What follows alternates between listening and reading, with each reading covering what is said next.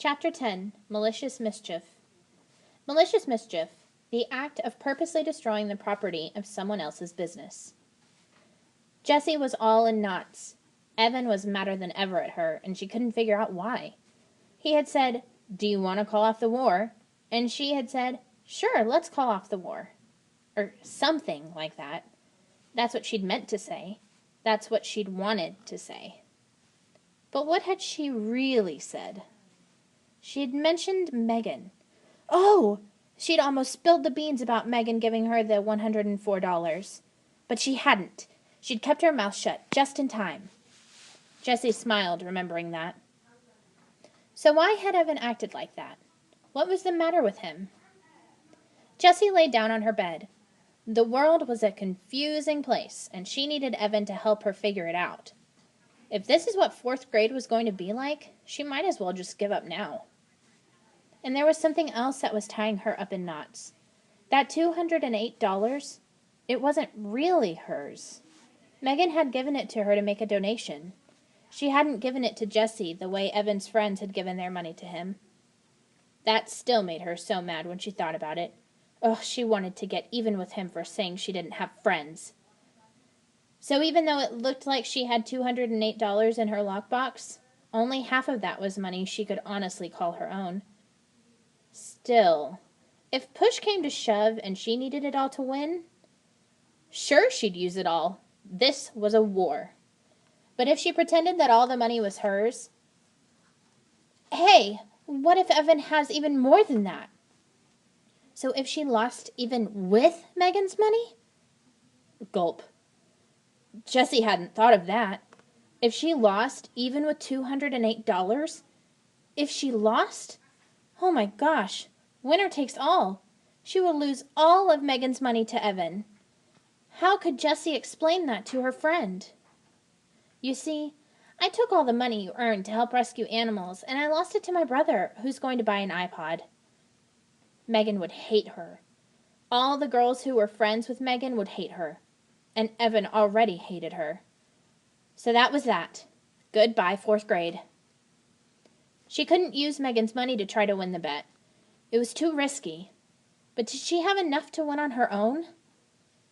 Jessie felt desperation rise in her throat. How much money did Evan have? She had to find out. Jessie tiptoed upstairs to the attic office. She listened at the closed door. Her mother was on the phone. Then Jessie snuck downstairs. Evan was watching TV in the family room. Like a whisper, she crept back upstairs and into Evan's room. There was a strict rule in the Tresky house. No one was allowed in anyone else's room without an express invitation. That was the term. It meant that Jessie had to say, "Evan, can I come into your room?" And Evan had to say, "Yes," before she put even one toe over the line. So even though Evan's door was wide open, just crossing the threshold was a direct violation that carried a fine of $1. But that was the least of Jessie's concerns. She snuck over to Evan's bookshelf and picked up a carved cedar box. Evan's chosen souvenir from the family summer vacation. The orange-red wood of the box had a scene etched into the top. A sailboat sailing past a lighthouse while gulls flew overhead. The words, "Bar Harbor, Maine," were painted in the sky. The box had brass hinges and a clever latch. What it didn't have was a lock.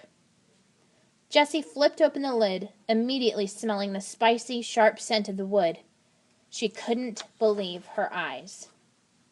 Her hands started pawing through the bills. Dozens of them. There was a 10 and a bunch of 5s and more 1s than she could count.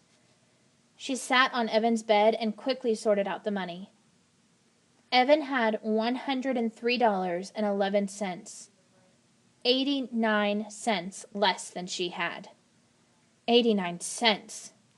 He could sell one lousy cup of lemonade tomorrow and beat her, and there was nothing she could do about it because she'd be at the beach. I can't let him win, she thought. I can't.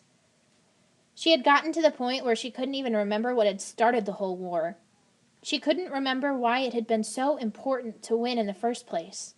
Now she just had to win. She messed up the money and stuffed it back into the box. That night in bed, she lay awake trying to think of some way to stop Evan from selling even a single glass. Sometimes in the dark, dark thoughts come.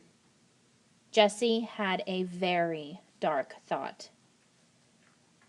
The next morning was Sunday, and the rule in the Trusky house was that everyone could sleep in as late as he or she wanted.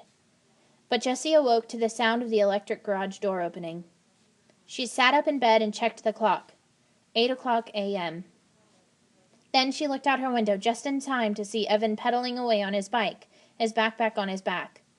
She quickly dressed and hurried down to the kitchen. Her mom was making scrambled eggs and toast. "Hi, Jess. Want some?" she asked, pointing with her spatula at the pan of sizzling eggs.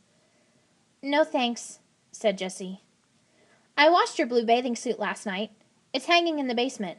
What time are the Moriartys picking you up?" 9:00, said Jessie. "Mom, where did Evan go?" "He went to the store to buy some lemonade mix." Jessie's mom scooped the eggs onto a plate and put the pan in the sink. When she turned on the faucet, the pan hissed like an angry snake. A great cloud of steam puffed into the air and then disappeared. "What's going on, Jess? What's with all the lemonade stands and you and Evan fighting?" Jessie opened the pantry cupboard and pulled out a box of Kicks. "Nothing," she said. She watched the cereal very carefully as she poured. She didn't want to look at her mother right then. Mrs. Trusky got the milk out of the refrigerator and put it on the counter next to Jessie's bowl. "It doesn't seem like nothing. It seems like there's a lot of bad feeling between the two of you." Jessie poured her milk slowly. "Evan's mad at me. And he's going to be a whole lot madder after today," she added in her head. "What's he mad about?" asked Mrs. Trusky. "I don't know. He called me a baby and said I ruin everything, and—" Jessie felt it coming. She tried to hold it back, but she knew it was coming. Her shoulders tightened up, her chest caved in, and her mouth opened in a howl. "He said he hates me!" Tears poured out of her eyes and dropped into her cereal bowl. Her nose started to run and her lips quivered. With every sob, she let out a sound like tires squealing on a wet road. For the whole time Jessie cried, her mother wrapped her in a hug. And then, like a faucet turned off, Jessie stopped. She had told the truth. She really didn't understand why Evan was so angry. Even before the lemonade war, he had been mad, and Jessie still didn't know why. "Better?" asked Mrs. Trusky. "Not much," said Jessie. She wiped her nose with her paper napkin and started eating her cereal. It was soggy, but thankfully not salty. "Don't you think it would be a good idea to find out what he's mad about?" asked Jessie's mom. "You're never going to stop being mad at each other until you both understand what the other person is feeling." "I guess so," said Jessie. "It can be hard. Sometimes it's even hard to know what you're feeling yourself. I mean, how do you feel about him?" asked Mrs. Trusky. Jessie didn't have to think long. All the insults and anger, the confusion and fighting, seemed to converge in a single flash of white-hot feeling. "I hate him! I hate him for saying all those mean things, and for not letting me play. I hate him just as much as he hates me. More!" Mrs. Trusky looked sad. "Can we have a sit-down about this tonight, after you get back from the beach?" "No," said Jessie, remembering the spit vow.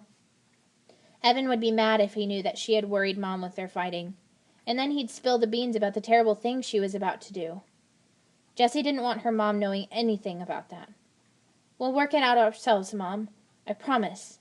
Evan and I will talk tonight." "I'm sorry I've been working so hard," said Mrs. Trusky. "I know it's a lousy end to the summer." "It's okay, Mom. You gotta work, right?" "Yes. No. I don't know. I promise I'll be finished by dinner time tonight. That way we can all go to the fireworks together." Jessie's mom looked out the window. "I hope they don't get canceled because of the weather. They're saying scattered thunderstorms this evening." Jessie and her mom finished breakfast without saying much else. "I'll clean up," said Jessie. She liked to do dishes, and she wanted to do something nice for her mom. While she cleaned, she thought about the terrible plan she had come up with last night. It was mean. It was really mean. It was the meanest thing she had ever imagined doing. I'm not going to do it, she decided. I hate him, but I don't hate him that much. She was putting in the last glass in the dishwasher when Evan walked in. Her backpack was bulging. I thought you were going to the beach for the whole day, he said. Megan's picking me up in half an hour. She thought she saw Evan stiffen up. Good. What's in the backpack? Not much, he said, dumping out the contents onto the kitchen table. Cans of lemonade mix rolled all over. Jessie tried to count, but there were too many. 15? 20? Holy macaroni! How many cans did you buy? 32. Evan started to stack the cans in a pyramid. But you don't need that much. Even to win, you don't need that much. That's...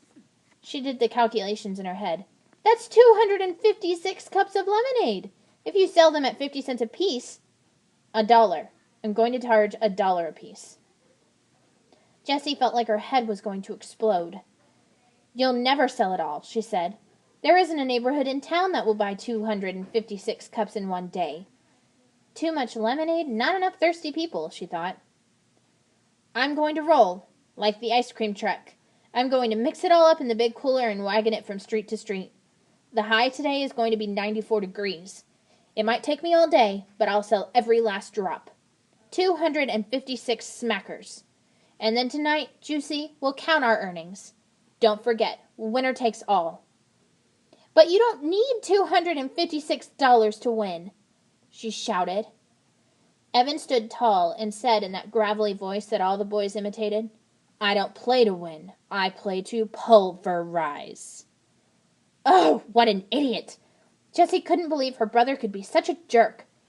She watched as Evan put together his rolling lemonade stand in the garage. The big cooler was something Mrs. Tresky had bought a few years back when she was in charge of refreshments for the school spring fling. It looked like a giant bongo drum with a screw off top and a spigot at the bottom. Evan loaded it into the wagon, then poured in the mix from all 32 cans. He used the garden hose to fill the cooler to the top, then dumped in 4 trays of ice cubes. With a plastic beach shovel, he stirred the lemonade. The ice cubes made a weird rattling noise as they swirled around in the big drum. Using the shovel like a big spoon, he scooped out a tiny bit and tasted it. Perfect, he announced, screwing the top on tightly. Then he went into the basement to make his lemonade on wheels sign. Without a moment's hesitation, Jessie sprang into action. First, she got out a large Ziploc bag from the kitchen drawer, the kind that you could freeze a whole gallon of strawberries in if you wanted to. Then she held it upside down and wide open over the fruit bowl. She gave the bowl a solid knock. Jessie was surprised how easy it was to catch the fruit flies that floated up from the bowl. It was like they wanted to die. She filled that bag and 2 more with flies, then hurried to the garage. She unscrewed the top of the big cooler. Holding the first bag upside down, she unzipped it, expecting the flies to fall down into the lemonade. They didn't. They stayed safe and dry in the bag. It was like they wanted to live. Too bad for you, you stupid flies, said Jessie as she plunged the bag into the lemonade. Under the surface, she turned the bag inside out, swishing it back and forth so that all the flies were washed off into the lemonade. She emptied all 3 bags of flies into the big cooler, then hunted around until she found 2 green inchworms and a fuzzy gypsy moth caterpillar. She tossed them into the cooler. Then she threw in a fistful of dirt, for good measure. She was just about to screw the top back on when she heard Evan coming up the basement stairs. There wasn't time to get the top back on. He would see the bugs and the whole plan would be ruined. Jessie ran to the steps and shouted, Evan, Mom wants to see you in her office. Right away. Oh, man, muttered Evan as he started to climb the second set of stairs. Jessie quickly screwed on the cap, grabbed her blue bathing suit from the basement, then went upstairs to her room. On the way, she passed Evan coming down. Mom did not want to see me, he said, annoyed. Jessie looked surprised. That's what it sounded like. She yelled something down the stairs. I thought it was, get Evan. Jessie shrugged. So I got you.